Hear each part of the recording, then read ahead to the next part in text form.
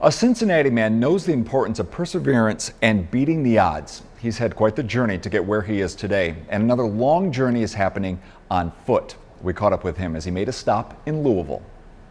It's quite the feat for anyone, but it's especially challenging for 25-year-old Cody O'Connor, who's walking from one part of the country to the other, all to support pediatric cancer patients. At age 14, I was diagnosed with Ewing sarcoma. That's a cancer that affects roughly 400 children a year in the United States. Because the cancer grows in the bone, O'Connor's right fibula had to be removed. Everybody at some point in their life was told that you will never do something again.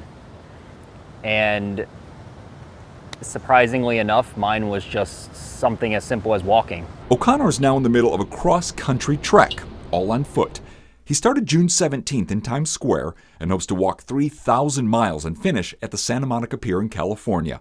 His journey is the Walk for Hope and supports his foundation, Champions Do Overcome.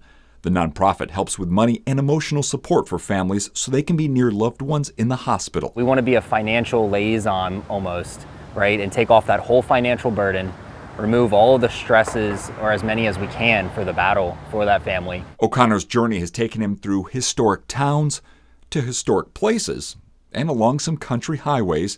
Each step he takes not without its own challenge. Due to bone removal, O'Connor's foot turns inward. The imbalance of his body, especially over hills, has already caused his hip to rotate down and separate.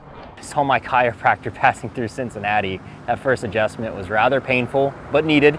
Averaging 20 miles a day, he's already walked nearly 900 miles. The feet feel sore as expected, but we're getting through. We're getting through. Just like with his treatment, O'Connor is never alone. A team of 2 or 3 people always traveling with him as he hopes to pass through St. Louis, Denver, Las Vegas, and eventually LA. The whole time walking with his favorite quote as inspiration, just one more step.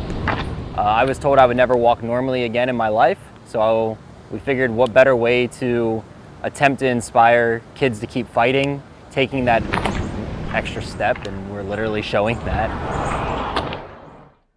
O'Connor hopes to reach the pier sometime in November. To follow his journey, we have a link on this story at WDRB.com.